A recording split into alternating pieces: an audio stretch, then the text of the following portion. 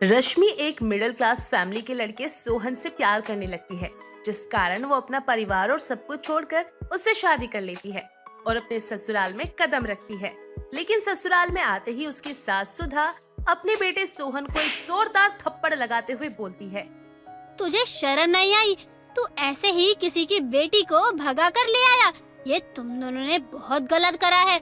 और तुमने एक पल में अपने पुराने रिश्ते एक लड़के के चक्कर में छोड़ दिए, भुला दिए, जिसने तुम्हें इतना पाल पोस कर बड़ा करा, उनको भूल आई। और तुझे तो मैं अभी बताती हूँ, अंदर चल। इसके माँ बाप कितने परेशान हो रहे होंगे, तूने सोचा जरा? मुझे भी नहीं बताया, शादी करके मुंह उठा के सीधा घर आ गया। माँ सुनो तो, इसकी माँ की डेथ के बाद इसके पापा ने दूसरी शादी कर ली, जिसके बाद ये अकेली पड़ गई। उसको वहाँ किसी चीज की कमी तो नहीं थी, लेकिन इसे कभी माँ बाप का प्यार मिला ही नहीं। तूने मुझे बताया क्यों नहीं? मैंने आपको इसीलिए नहीं बताया, मुझे लगा आप शादी के लिए नहीं मानोगी। तो तुझे क्या लगता है मैं अब मान गई?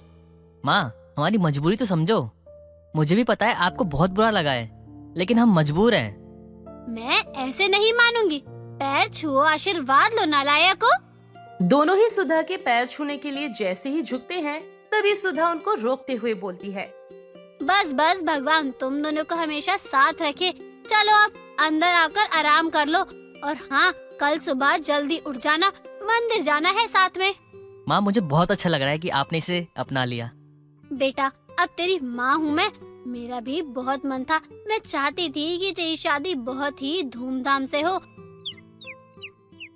अगली सुबह दोनों जल्दी उठकर मंदिर जाने के लिए तैयार हो जाते हैं। तभी सुधा हॉल से उनको आवाज लगाकर बोलती है, नीचे आ जाओ, अगर तैयार हो गया हो तो जल्दी जल्दी कर लो, पूजा का समय निकला जा रहा है। क्यों चिल्ला रही हो इतना? इतनी एक्साइटमेंट क्यों? अरे क्यों नहीं होगा, मेरे बेटा बहू को आज मैं मंदिर ले जा रही हूँ। अब ये बहू कहाँ रुक गई, बस नहीं मिलेगी फिर हमें। रश्मि के आते ही सुधा दोनों को लेकर मंदिर के लिए निकल जाती है, जिसके बाद वो सब बस स्टॉप पर बस का वेट करते हैं। ये देखकर रश्मि मन में बोलती है, ये क्या, बस में जाना पड़ेगा?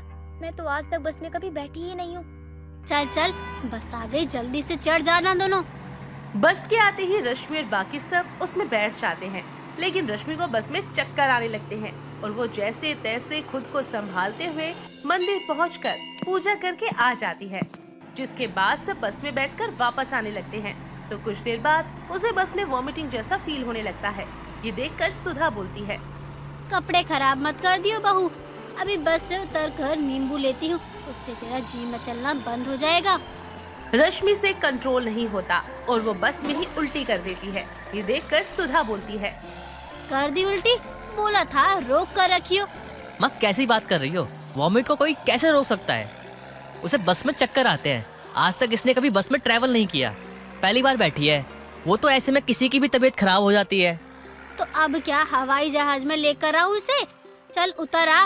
वैसे भी अब बस की ही आदत डालनी पड़ेगी, हम रईस तो है नहीं जो इसे गाड़ियों की सैर करवाए। सुधा बस से उतरकर एक नींबू और काला नमक लेकर अपनी बहू को देते हुए बोलती है, ये ले नींबू चाट ले, इससे तेरा मन ठीक हो जाएगा। अब घर चलकर आराम कर लियो। कितना गंदा टेस्ट है, अथू। फेंक मत, तभी तो सही लगेगा। चाट ले इसे। सब घर पर आ जाते हैं, जिसके बाद भी रश्मि को वॉमिट आने लगती है, जिसके कारण वॉमिट को रोकने के लिए नींबू पर नमक डालकर चाटने लगती है। ऐसे 1-2 दिन बाद उसका मन अंदर से मचलाने लगता है कि वॉमिटिंग ना हो जाए, और इस डर से वो हर बार नींबू नमक निकालकर चाटने लगती। ऐसे ही रश्मि को नींबू नमक चाटने की आदत पड़ जाती है। इसके बाद उसे जहाँ भी नींबू दिखता वो उसे नमक लगाकर चाटने लगती और पूरे नींबू को अच्छे से चाटने के बाद घर के दरवाजे पर फेंक देती। ऐसी एक सुबह सुधा बाहर अपनी चौखट की सफाई कर रही होती है, तभी उसे वहाँ पर नींबू पड़ा मिलता है, जिसे देखकर वो घबरा कर बोलती है, हाय भगवान, हमारे घर नींबू कौन रख गया? किसको जलन हो रही है? मेरी बहू आ गई, इसीलिए किसी ने काला जादू करके रखा है। भगवान सब देख रहा है, कुछ नहीं होने वाला ये सब करने से। जो कोई भी है सामने करके जाए, हाथ भी नहीं टूटे उस कलमुहे के ये सब करते हुए। क्या हो गया मम्मी जी? कुछ नहीं, तू अंदर जाकर अपना काम कर। शाम होने पर सुधा सब्जी बनाने लग जाती है और फ्रिज में से कुछ सामान निकालते हुए देखती है कि नींबू नहीं है, जिस पर वो बोलती है, मैं नींबू लेकर तो आई थी सब्जी में डालने के लिए, मुझे याद भी है, फिर कहाँ गए नींबू? बहू से पूछती हूँ। सुधा रसोई से बाहर आकर रश्मि से बोलती है। बहू, मैं सब्जी में डालने के लिए नींबू लाई थी, तूने लिए है क्या? जी मम्मी जी, वो नींबू तो मैंने ही लिए थे। कोई बात नहीं बहू, मैं अभी जाकर ले आती हूँ, तू तब तक भिंडी बना। अच्छा सुन, वो एक नींबू तूने फेंका था क्या गेट के पास? मम्मी जी, वो फेंका नहीं था मैंने, वो तो मेरे हाथ से छूट कर गिर गया था और फिर मैंने उसे उठाया नहीं। अच्छा, मैं तो खामखाई गालियाँ बक रही थी, मुझे लगा कोई रख के चला गया हमारे दरवाजे पर। चल मैं आती हूँ। सुधा बाजार से ज्यादा नींबू खरीद कर ले आती है, जिसके बाद सब्जी बनाकर 2 नींबू सब्जी में डाल देती है और बाकी के फ्रिज में रख देती है। और अगले दिन रश्मि सारे नींबू एक एक करके नमक लगाकर चाटती रहती। ऐसे ही 2 दिन बाद सुधा फ्रिज खोलकर देखते हुए बोलती है।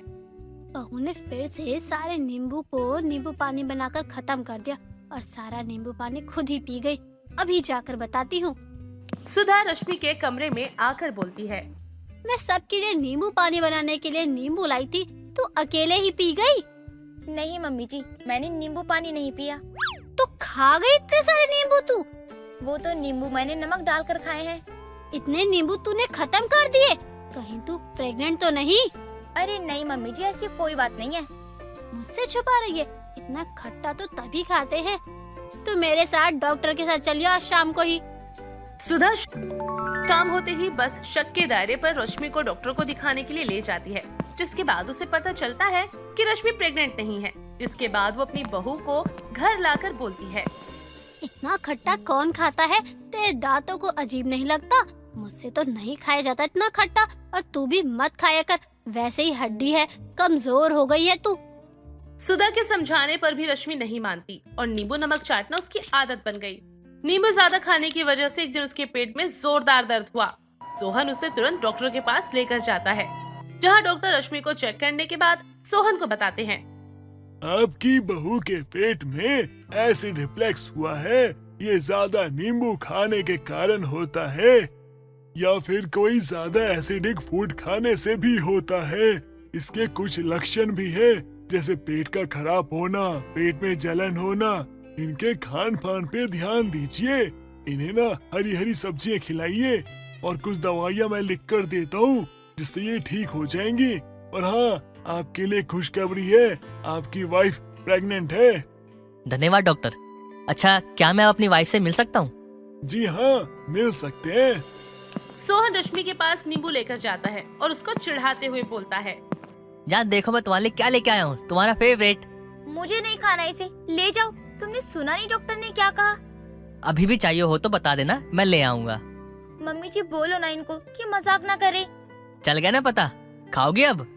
अब कभी नहीं। रश्मि नींबू नमक चाटने की अपनी आदत को छोड़ देती है, क्योंकि वो जान चुकी थी कि जरूरत से ज्यादा कुछ भी अच्छा नहीं होता।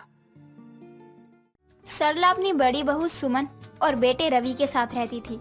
सुमन भले ही बड़े घर की बेटी थी, लेकिन उसको अपने अमीर होने का बिल्कुल भी घमंड नहीं था। सुमन ने अपना ससुराल बहुत अच्छे से संभाल लिया था। ऐसे ही एक दिन रवि पलक नाम की लड़की के साथ शादी करके घर आता है और डोर बेल बजाता है। सुमन आती है। अरे देवर जी, आपने शादी कर ली। अगर माँ जी को पता चला तो अच्छा नहीं होगा। पता लगता है तो लगने दो ना भाभी।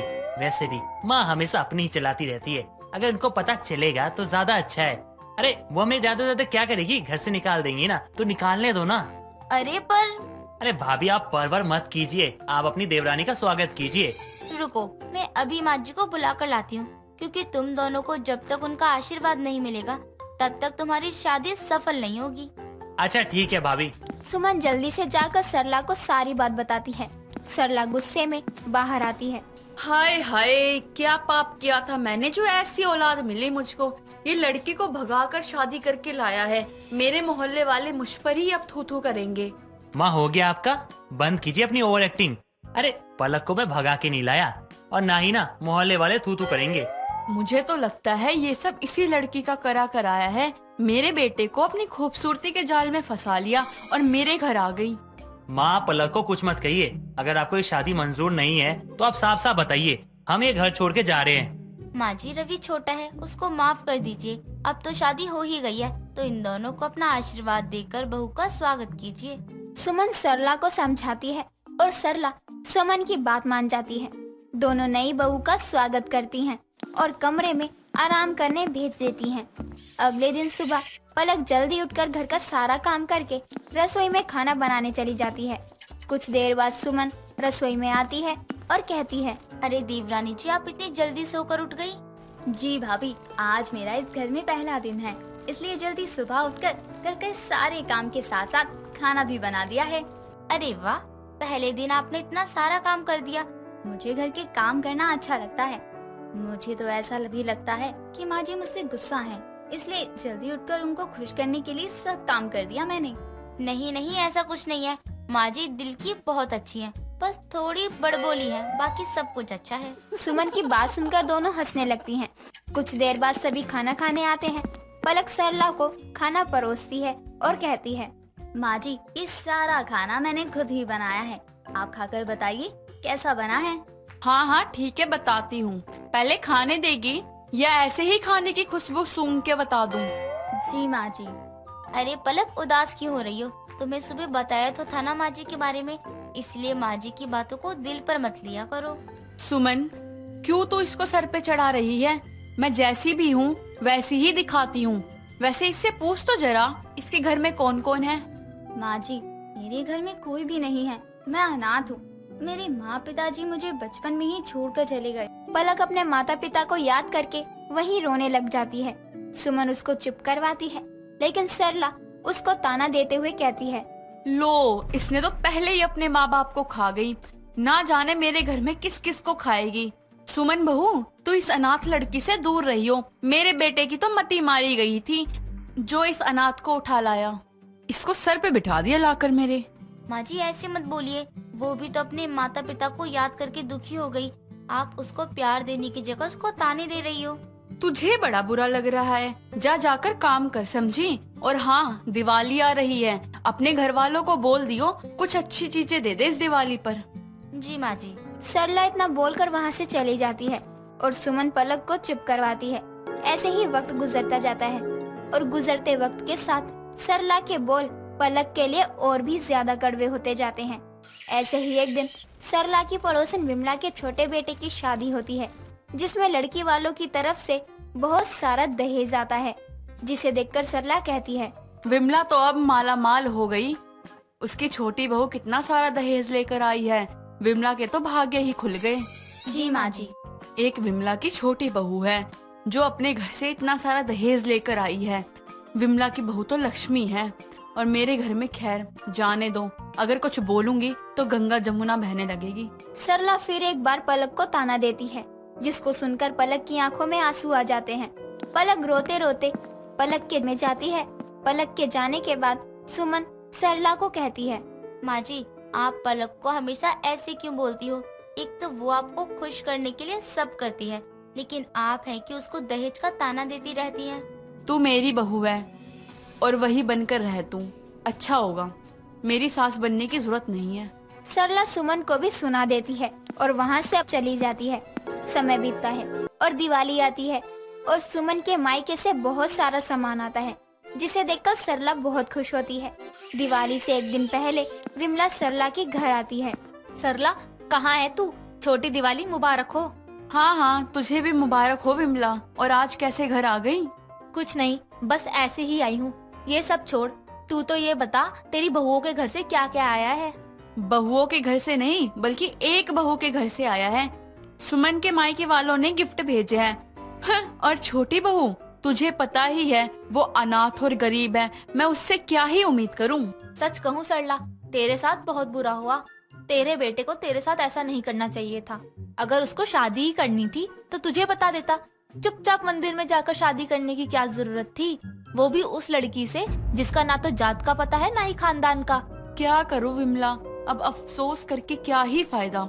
जो हो गया सो हो गया। वैसे तेरी बहू के घर से क्या क्या आया है?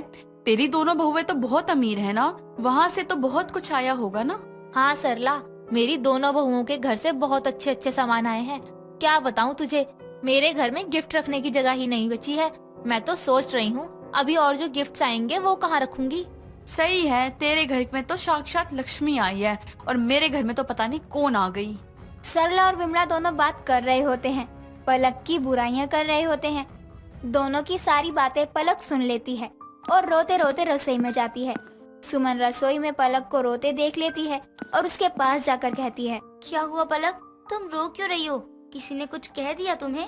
दीदी, मैं इतनी अभागन हूँ क्या?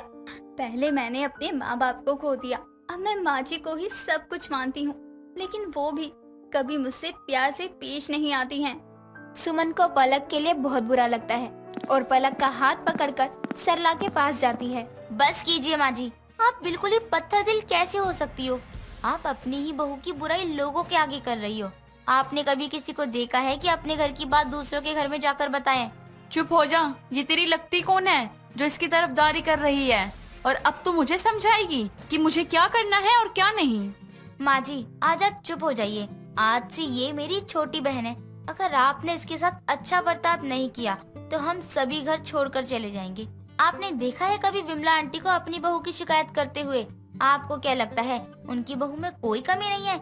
लेकिन वो अपने घर की चीजें किसी को नहीं बोलती हैं। सुमन सरला को विमला के आगे ही सुनाने लगती है, जिसके बाद उसको एहसास होता है कि कैसे वो भी पलक को लोगों के आगे सुना देती थी और उसको कितना बुरा लगता होगा। जिसके बाद सरला दोनों बहुओं से माफी मांगती है और पलक को अपनी छोटी बहू के रूप में अपना लेती है। इस तरह से देवरानी को अपनी जेठानी का साथ मिलता है और सभी खुशी खुशी रहने लगते हैं। सुबह के 10 बजे का वक्त था। पायल अपने घर का सारा काम खत्म करके बैठी ही थी कि अचानक से उसकी माँ का कॉल आ जाता है और वो खुशी खुशी कॉल उठाते हुए बोलती है, हेलो माँ, कैसी हो आप? आज सुबह सुबह कॉल कैसे कर दिया? बेटा मैं बिल्कुल ठीक हूँ। आज तेरी सरला चाची आ रही है तो सोचा तुझे बता दूं। अच्छा सरला चाची, मेरा तो बहुत मन कर रहा था कि चाची जी से मिल लूं। तो आ जा, आज शाम को यहाँ 2 दिन रह भी लियो। हाँ माँ ठीक है, आज शाम को ही आऊंगी। वैसे भी कौन सा दूर है मेरा मायका? हाँ और क्या, ये 2 कदम रखा है तेरा मायका। थोड़ा जल्दी आ जाइयो, ठीक है? ठीक है माँ, माँ जी को बोल दूंगी कि 2 दिन के लिए मायके जा रही हूँ। अब मैं फोन रखती हूँ। पायल इतना बोलकर फोन रख देती है और अपनी सास कांता के कमरे में चली जाती है। पायल अपनी सास के पास बैठकर बोलती है, माँ जी, आज मैं शाम को अपने मायके जा रही हूँ, तो आप 2 दिन ना घर को संभाल लेना। ये क्या ड्रामा लगा रखा है तूने? हर दूसरे दिन अपने मायके चली जाती है। ससुराल के प्रति कोई जिम्मेदारी है भी या नहीं? कभी शाम को सब्जी के बहाने माँ के घर चली जाएगी और एक हफ्ते तक घर में आने का नाम नहीं लेगी। कोई आ जाता है तो उससे मिलने चली जाती है। अब आज तेरी सरला चाची आ रही हैं तो फिर जा रही है। कुछ मिलता है क्या तुझे वहाँ पर? हाँ माँ जी, मुझे वहाँ सुकून मिलता है। आपकी किचकिच नहीं सुननी पड़ती ना। मेरी माँ मुझसे कोई काम भी नहीं करवाती है। देख, मैं तुझे समझा रही हूँ, हर समय मायके जाना अच्छी बात नहीं है। ये तेरा घर है, यहाँ पर रह तू। अपने ससुराल से ज्यादा तो तू अपने मायके में रहती है। आप तो मायके की बात ही मत करो। आपका खुद का तो मायका है नहीं, इसलिए मना करती रहती हो। और हाँ, आज मैं अपनी माँ से मिलने जाऊंगी और 2 दिन बाद ही वापस आऊंगी। कांता को पायल की बात बहुत बुरी लगती है, पर वो उसको कुछ नहीं बोलती है और पायल बोलकर वहाँ से चली जाती है और शाम को अपनी माँ से मिलने चली जाती है और 2 दिन बाद अपने ससुराल वापस आती है। ऐसे ही दिन निकल जाते हैं और एक दिन अचानक से कांता के घर में उसके भाई का फोन आता है। उस कॉल को पायल उठाती है और बोलती है, हेलो, कौन? अरे बहना, मुझे पहचाना नहीं क्या? मैं तेरा भाई मिथिलेश बोल रहा हूँ। आज तेरी बहुत याद आ रही थी, इसलिए मैंने कॉल कर लिया। भाई? किसका भाई? मेरा तो कोई भाई ही नहीं है। और आप हैं कौन? आपको बात कैसे करनी है? बहू, मुझे तेरी सास कांता से बात करनी है। मैं तेरा मामा ससुर बात कर रहा हूँ। क्या? माँ जी का भी मायका है? उन्होंने तो कभी हमें इस बारे में नहीं बताया। अरे कोई बात नहीं बहू, जरा अपनी सास से बात करवा दे। पायल अपनी सास को आवाज लगाती है और बोलकर अपनी सास को फोन थमाकर वहाँ से चली जाती है। कांता फोन लेती है और बोलती है, हेलो, कौन? अरे छोटी, मुझे पहचाना तूने? मैं तेरा बड़ा भाई हूँ। भैया आप? आज फोन कैसे किया आपने इतने दिनों बाद? आपको अपनी छोटी की याद नहीं आई क्या? याद तो बहुत आई छोटी, पर कोई बहाना ही नहीं मिला तुझसे बात करने का। पर अब तुझसे मिलने का बहाना मिल गया है। तेरे भतीजे की शादी है और तुझे आना ही होगा। हाँ हाँ, क्यों नहीं, मैं जल्दी से आने की तैयारी करती हूँ। कांता इतना बोलकर कॉल काट देती है और खुशी खुशी अपने कमरे में जाने लगती है। कांता को खुश देखकर पायल बोलती है, क्या हो गया माँ जी, कोई लॉटरी लग गई है क्या आपकी जो इतना खुश हो रही हो? अरे बहू, खुशी की बात है, कल मैं अपने मायके जा रही हूँ। चल अब परेशान मत कर, मुझे बहुत सारी तैयारी करनी है। अब कांता अपने कमरे में चली जाती है और पायल बाहर बैठकर खुद से बोलती है, अरे वाह, अब माँ जी अपने मायके और यहाँ मेरी ऐश, क्या बात है। अब तो मैं अपनी मर्जी से चलाऊंगी घर, जब मन करेगा तब सोकर उठूंगी, कोई रोकने टोकने वाला नहीं। चल पायल, अपनी सास की थोड़ी मदद करा मायके जाने में। पायल कांता के कमरे में जाकर उसकी मदद करवा देती है। कांता मायके जाने की सारी तैयारी कर लेती है और अगली सुबह वो अपने मायके जाने के लिए निकलती है। अच्छा बहू, मैं अपने मायके जा रही हूँ, तू घर का अच्छे से ध्यान रखियो, अब मैं 2 महीने बाद ही आऊंगी। माँ जी आप जाओ, मायके के मजे लो, बाकी मैं यहाँ सब देख लूंगी। देख ले बहू, मुझे बिल्कुल भी याद मत करियो, क्योंकि अब मैं 2 महीने के बाद ही आऊंगी, ठीक है? अरे अरे बिल्कुल भी नहीं, चिंता मत करो, आपको तो मैं कॉल करके ना कोई तकलीफ ही नहीं दूंगी। ठीक है, चलती हूँ मैं फिर। कांता अपनी गाड़ी में बैठकर चली जाती है और पायल भी अपनी सास को विदा करके अंदर आ जाती है और सोफे पर मालकिन की तरह पड़ जाती है कि अब तो उसके मजे हैं। घर पर कोई भी उसको परेशान करने वाला नहीं था। पायल पूरे दिन कुछ नहीं करती है, दिन के गंदे बर्तन भी ऐसे ही छोड़ देती है और तो और रात का खाना भी बाहर से ही मंगवाकर सबको खिला देती है और आए दिन ऐसे ही क्या करती। अब हर रोज ऐसे ही निकल जाता है। वो हर काम अपनी मर्जी से करती, अपनी मर्जी से सोकर उठती, दिन गुजर जाते। अब उसकी सास को गए हुए 1 हफ्ते हो चुके थे। ऐसे ही एक दिन पायल सो रही होती है और तभी उसके ससुर की आवाज आती है और वो कहता है, अरे कांता, एक बढ़िया सी चाय तो पिला दो। अरे कांता तो मायके गई है। अरे बहू, ओ बहू, जरा 1 कप चाय तो बना दो मेरे लिए। मुकेश की आवाज सुनकर पायल उठ जाती है। क्या है, इन लोगों को चैन नहीं है क्या? सोने भी नहीं देते हैं। सास गई है पर माथे पर ससुर छोड़कर चली गई। चल चाय बनाकर दोबारा सो जाऊंगी। पायल इतना बोल ही रही होती है कि मुकेश की आवाज दोबारा आ जाती है। उसको सुनकर नीचे आती है और सबके लिए चाय बनाकर मुकेश को दे देती है और अपने कमरे में जाने लगती है। तभी मुकेश उसको पीछे से आवाज देता है, अरे ओ बहुरिया, तनिक बिस्कुट भी दे दो और हाँ, खाना भी बनाई लो। नहीं पापा जी, मुझसे नहीं होगा खाना बनाना, बाहर से मंगवा कर खा लेंगे। अरे बहुरिया, कब तक बाहर का खिलाओगी? हमारे पेट में तो चूहे दौड़ रहे हैं, जरा कुछ घर में ही बना दो। ठीक है, बना दूंगी, फिर उसके बाद कोई और काम मत कहना मुझे। हाँ सब ठीक बा, कोई और काम के लिए नहीं बोलोगे ना। और हाँ, तनिक घर को साफ भी कर देना, कांता के जाने के बाद घर बड़ा ही गंदा पड़ा हुआ है। जी पापा जी। पायल इतना बोलकर वहाँ से खाना बनाने चली जाती है और रसोई का सारा काम खत्म करके वो बाकी घर की सफाई में लग जाती है और काम खत्म करके सोने चली जाती है। अब ऐसे ही कुछ दिन तक मुकेश पायल को सुबह सुबह परेशान कर देता था। एक दिन पायल को गुस्सा आता है और वो खुद से बोलती है, माँ जी जब से गई हैं, इन लोगों ने तो मेरा जीना ही हराम कर दिया है। कभी ये लाओ, कभी वो कर दो। सोचा था माँ जी के जाने के बाद घर में ऐश करूंगी, पर यहाँ तो अनपेड नौकर बनकर रह गई हूँ। 2 महीने हो गए हैं माँ जी को गए हुए, अभी तक वो नहीं आई। कहाँ हो माँ जी, आप जल्दी से आ जाओ। पायल इतना बोल ही रही होती है कि तभी दरवाजे की बेल बजती है और पायल जाकर दरवाजा खोलती है और दरवाजे पर अपनी सास को देखकर बहुत खुश होती है और बोलती है, माँ जी आप आ गई, लाइए अपना सामान मुझे दीजिए। तेरी खुशी देखकर तो लग रहा है तू बहुत याद कर रही थी। सच बता, याद कर रही थी ना मुझे? बिल्कुल भी नहीं माँ जी, मैंने तो बहुत मजे किए। तेरी खुशी देखकर तो लग ही रहा है। चल ठीक है, अंदर आने दे, बहुत थक गई हूँ मैं, थोड़ा आराम कर लूँ। इतना बोलकर कांता घर के अंदर आती है और अपने घर की हालत देखकर चौंक जाती है और पायल को बोलती है, हाय सत्यानाश, ये क्या हाल बना रखा है तूने घर का। सच में तूने ज्यादा ही मजे किए हैं, पूरा घर का नाश कर दिया। इतना सारा कूड़ा, धूल, सफाई तक नहीं करती थी क्या? रसोई भी इतनी गंदी है। कुछ किया है तूने 2 महीने में या नहीं? या तू भी अपने मायके चली गई थी? माँ जी मुझे माफ कर दीजिए, मुझे अब एहसास हुआ कि मेरे जाने के बाद आपको कितना सारा काम करना पड़ता था। पापा जी को तो 2 टाइम की चाय, सारे घर का काम। मैंने तो सोचा था आप जाओगी तो मेरे मजे होंगे, पर मैं तो परेशान ही हो गई। मुझे माफ कर दो, अब से मैं मायके नहीं जाऊंगी। अच्छा, तो अब एहसास हुआ कि मायके जाने के बाद मेरा क्या होता है। चल अब ये सब छोड़ और मेरा सामान जाकर मेरे कमरे में रख। दोस्तों, अगर आपको ये कहानी पसंद आई तो इसे लाइक करें, शेयर करें और कमेंट करके बताएं कि कहानी में आपको सबसे अच्छा क्या लगा।